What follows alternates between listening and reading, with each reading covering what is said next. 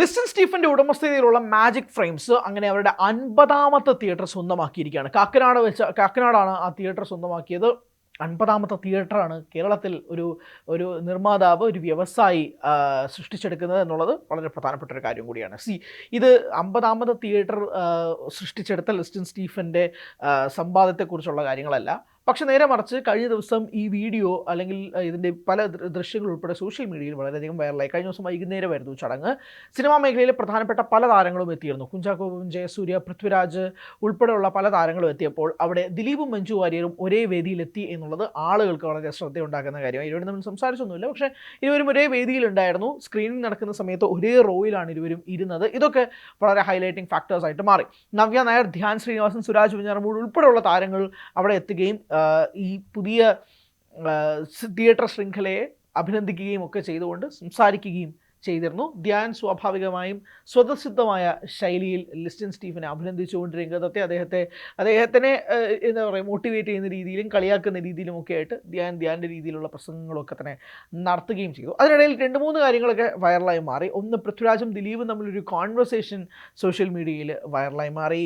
അതുപോലെ തന്നെ ഒരുപാട് നാളുകൾക്ക് ശേഷം കണ്ട പല താരങ്ങളുടെയും തമ്മിലുള്ള ഒരു സൗഹൃദം ചർച്ചയായി മാറി. അങ്ങനെ പല രീതിയിലും ഈ ഒരു വേദി ചർച്ചയായി മാറിയെന്ന് വേണം കഴിഞ്ഞ ദിവസത്തെ കാണാൻ. മാധ്യമപ്രവർത്തകർ ഉൾപ്പെടെ വേദിയിൽ ഉണ്ടായിരുന്നു, ഈ വിഷയവുമായി ബന്ധപ്പെട്ട് ഉണ്ടാവുകയും ചെയ്തു. എന്തായാലും തിയേറ്റർ സ്ക്രീനിങ് ആദ്യം തുടങ്ങുന്നത് ഖലീഫ എന്ന സിനിമയുമായി ബന്ധപ്പെട്ടാണ്. ഖലീഫ മറ്റന്നാൾ തിയേറ്ററുകളിലേക്ക് എത്തുകയാണ്. അപ്പോൾ അതിൻ്റെ തിയേറ്റർ റിലീസോടുകൂടിയാണ് കാക്കനാട് തിയേറ്റർ തുറക്കുന്നത്. കാക്കനാട് ഇതുവരെ ഒരു നല്ല തിയേറ്റർ ഉണ്ടായിരുന്നില്ല എന്നുള്ളൊരു വിഷമത്തിൽ നിന്നും മാറിക്കൊണ്ടാണ് ഇപ്പോൾ കാക്കനാട് ഒരു പുതിയ തിയേറ്റർ ലിസ്റ്റൺ സ്റ്റീഫൻ്റെ ഭാഗത്ത് നിന്നും ഉണ്ടായെടുക്കുന്നത്. അത് ബേസിൽ ജോസഫ് തുറന്നു പറയുകയും ചെയ്തു.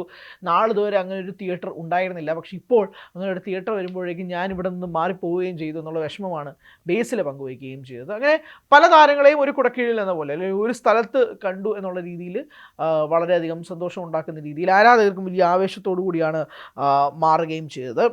സ്വാഭാവികമായിട്ടും തിയേറ്ററുകളുടെ ക്വാളിറ്റി ഇന്നത്തെ കാലത്ത് വളരെയധികം ചർച്ച ചെയ്യപ്പെടുന്നതാണ്. ഒരു തിയേറ്റർ ഡിമാൻഡ് ചെയ്യുന്ന ഒരു സിനിമ കാണപ്പെടുക എന്നുള്ളത് ആളുകളെ സംബന്ധിച്ചിടത്തോളം വളരെ പ്രധാനപ്പെട്ടതാണ്. ഇന്ന് റിലീസ് ചെയ്യുന്ന പല സിനിമകളും ഇത് തിയേറ്ററിൽ കാണാൻ കഴിയുന്ന സിനിമയാണോ അതോ ഒരു OTT കാണാൻ കഴിയുന്ന സിനിമയാണോ എന്ന് വേർതിരിച്ചെടുക്കുന്ന സമയത്ത് നിന്നുകൊണ്ടാണ് ഇപ്പോൾ ഇങ്ങനെ ഒരു തിയേറ്റർ ശൃംഖല വരുന്നത്. സ്വാഭാവികമായിട്ടും സിനിമയുടെ അവസ്ഥ വളരെ മോശമാണ് എന്ന രീതിയിൽ സിനിമാ പ്രവർത്തകർക്ക് തന്നെ ഉള്ളിൽ സംസാരമുണ്ടാകുന്ന സമയത്താണ് ലിസ്റ്റൺ സ്റ്റീഫൻ തൻ്റെ 50ാമത്തെ തിയേറ്ററുമായിട്ട് മുന്നോട്ട് പോകുന്നത് എന്നും കൂടി വേണം പറയാൻ. അപ്പോൾ ആ ഒരു സാധ്യത കണക്കിലാക്കിക്കൊണ്ട് തന്നെ ലിസ്റ്റൺ ഇത് മുന്നോട്ട് വരുന്നു. ഏത് സാധ്യത? തിയേറ്ററുകൾക്ക് ഇവിടെ ഒരു വളർച്ച ഉണ്ടാകുമെന്ന സാധ്യത. OTT വന്നതിന് ശേഷം പോലും തിയേറ്ററുകളുടെ ഡിമാൻഡ് കുറയുന്നില്ല എന്നുള്ള സാധ്യത.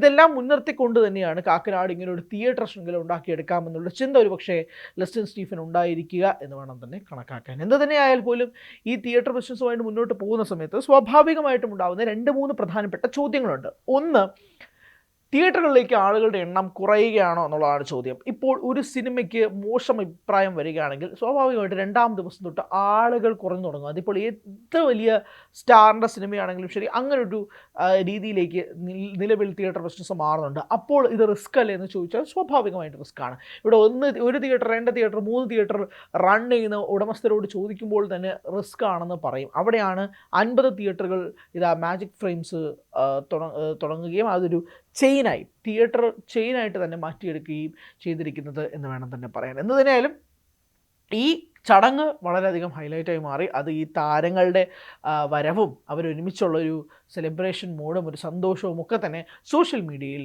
ട്രെൻഡിങ് ആയി മാറുകയും ചെയ്തു. കൂടുതൽ വാർത്തകൾക്ക് News 18 Keralam YouTube channel subscribe ചെയ്യുക.